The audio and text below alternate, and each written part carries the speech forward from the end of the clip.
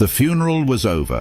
The family had gathered, the flowers had wilted, and the phone rang. It was his number, the same one they had tried to call over the night of the accident, but he never picked up. He couldn't, he was already gone.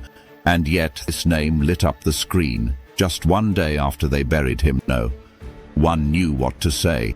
They answered in silence, breath held, waiting for a voice. But there was none, only static, distant crackling. As if the call had come from somewhere far, too far to be understood. Then just before the call ended, they heard it, a whisper, not a word, just a sound familiar, impossible. And then the line went dead. The family told no one. At first, they thought it was a glitch, a cruel coincidence, a network error, until it happened again and again, each time from the same number, each time the same pattern, no voice, only static, and then a single noise like a breath or the sound of someone trying to speak. The calls came at odd hours, early morning, late at night, never the same time, never the same length, sometimes a second, sometimes longer, but always the same feeling, like he was reaching out from somewhere beyond the line. Others have reported it too. Calls from disconnected phones, numbers no longer in service, calls from loved ones, already gone. Each one different, but each one the same. A ring that should not happen, a voice that should not exist, a connection that defies explanation. This is the story of a message that came too late, and yet right on time. A phone call from someone who was no longer supposed to be calling anyone. A call that came after the funeral. The first call came just before dawn. The house was quiet, everyone still asleep except for Anna, his sister, who had not slept in 2 days. She sat in the living room, staring at nothing, the television off, the light from her phone, the only thing keeping her company. Then it rang, not a text, not a notification, a full ring from her brother's number, the one listed under his name, still saved in her contacts. She stared at the screen, confused, frightened. She answered, silence, not the silence of a dropped call, but a live connection, an open line. She said his name, once, then again. Nothing, but the silence was heavy-like. Someone was there, listening, breathing.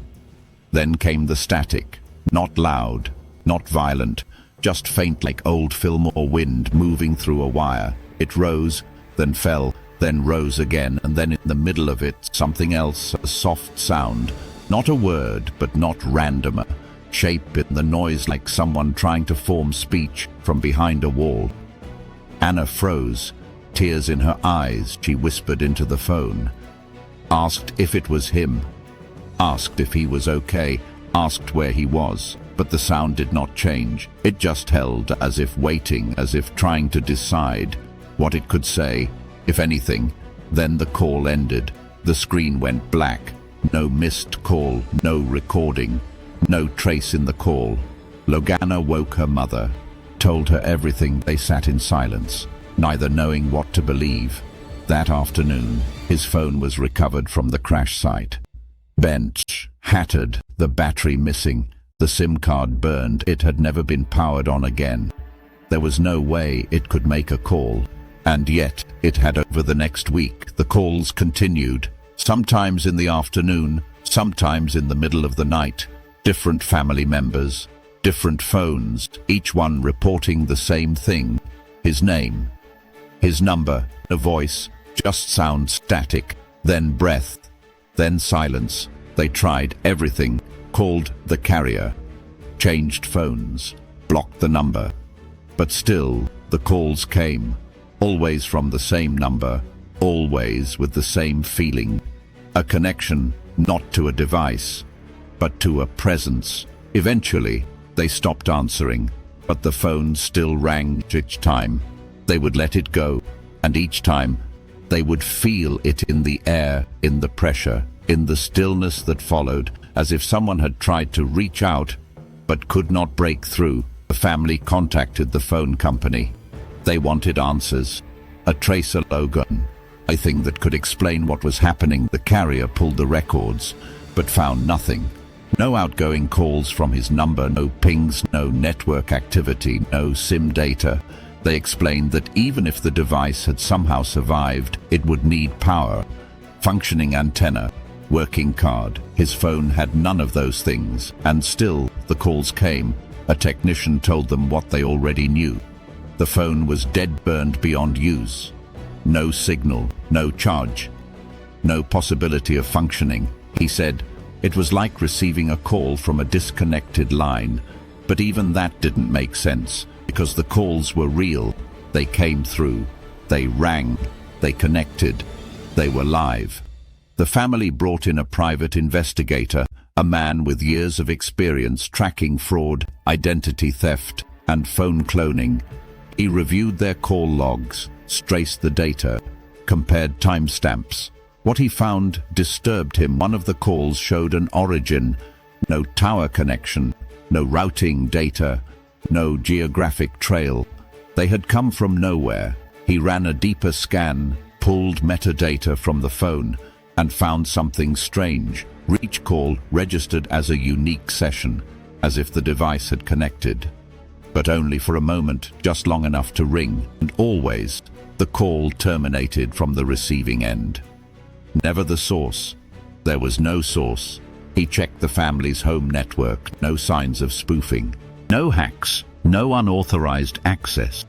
He considered the idea that someone was playing a trick using caller ID spoofing or a burner. But even those leave footprints. These calls left none. The investigator asked to listen to one of the calls. The family had recorded the most recent one, just audio, no video, nothing altered. He listened once, then again, then a third time. On the fourth listen, he stopped the tape wound and played a section at half speed. Then he looked up, silent, pale. He said he heard something in the background, not a voice, but a sound like metal dragging across metal, slow, steady. Distant, a sound he said he once heard while working a case in an abandoned mine, a sound that should not have been coming through a phone line. He gave them the recording, wished them peace, and left. They never heard from him again. Whatever the signal was, whatever the source, it was not explainable by normal means. The calls, they realized, were not coming from a phone. They were coming from somewhere else. The family thought they were alone until they searched and found they weren't. There were others, stories scattered across decades, hidden in forums, buried in books, whispered between believers, different names, different towns, but the same pattern. A phone call from someone who should not be calling. Someone already gone in 1979. A man in Ohio received a call from his brother. The number was familiar. The voice was faint, but it was him. The problem: his brother had died 3 days earlier. The voice said, "Only one thing, tell Mom, I'm okay." Then the line cut. The call lasted 20 seconds. No one could explain it in 2008. After a commuter train crash in California, family members of one of the victims received over a dozen calls from his phone, each with no voice. Only static. His body was not found until 12 hours later, but his phone had been crushed on impact. It should not have been functioning. Yet the calls kept coming, even after recovery teams shut down the crash site. Another woman in Argentina woke at 3:17 a.m. to the sound of her father's ringtone. He had passed 2 years prior. His number had long been disconnected, his phone given away, but her screen lit up, his name, his number, and a voice that sounded like his, saying her childhood nickname. Then silence. Researchers who catalog unexplained phenomena have gathered hundreds of cases like these.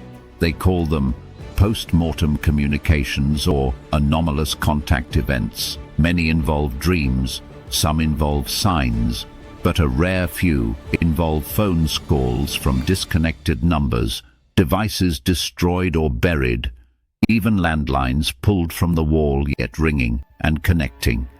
One recurring detail appears across many reports. The calls almost always come during heightened grief, days after death, or just before the funeral, as if something or someone is trying to reach through to offer comfort or closure, or something else entirely. A paranormal researcher who studied the phenomenon for over 20 years wrote that the calls share a strange quality. They don't behave like normal signals. They bend space. They collapse time. They happen outside of cause and effect. They are not messages from the dead, he said, but echoes leaking through the cracks in reality. People have tried to explain these calls. Some say it is grief, a mind trying to fill the void, a hallucination born from sorrow. They call it crisis apparition, when the brain, in a moment of emotional overload, constructs something to hold on to. But that does not explain the call logs, the recordings, the timestamps, the shared experiences between people, all hearing the same thing at the same time. Another theory points to faulty technology, that signals get crossed. Old data echoes through the network, and phones register phantom calls. But the calls in these cases come from numbers no longer in service, from devices destroyed, from phones buried in the ground. And in some cases, the phones receiving them have no service at all. Some believe the explanation lies in quantum physics, that consciousness at its root is energy, and energy does not vanish, it changes form, perhaps in moments of grief.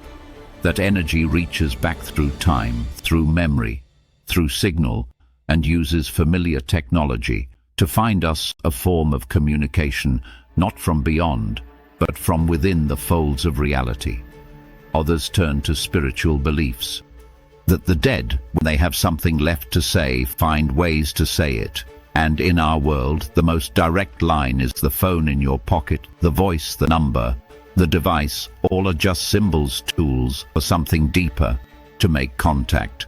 Paranormal investigators have catalogued consistent patterns. The calls almost never happen randomly.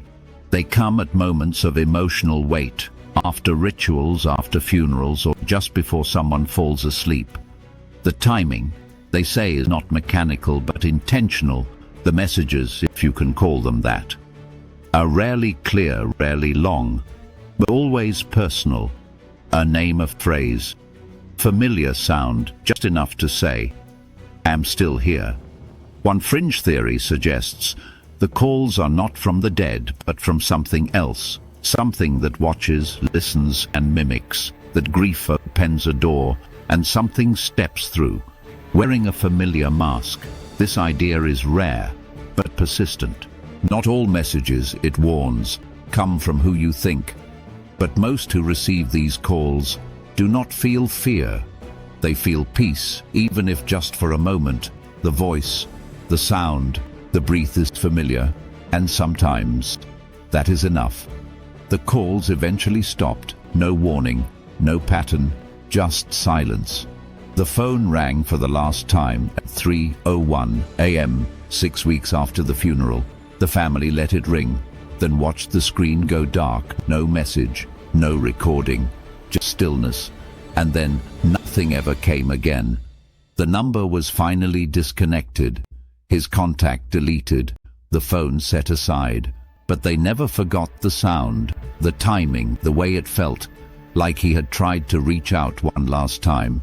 They no longer seek answers, not from the phone company, not from investigators, not from anyone, because they believe what they experience was not meant to be explained. Anna's sister kept the old phone taped shut, battery removed, stored in a drawer. She says she doesn't expect it to ring, but if it did, she would answer. In the years since, others have shared their stories quietly in confidence at support groups, in online threads, between lines of grief, each one different and yet the same, a ring of voice.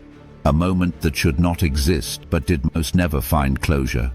They don't get explanations, only moments, and sometimes a moment is enough. Some call them miracles, others call them echoes. Few call them warnings. But no one forgets, because once you hear it, once you know that the silence can break, that the dead can call, you listen, differently forever. Some say the call was real, others say it was grief, but no one can explain how a voice reached across the silence from a number that should not have worked at a time when no one should have been calling. Maybe it was a goodbye. Maybe it was something else. We may never know. New mysteries are revealed every week. This is the Midnight Channel, where the strange never sleeps.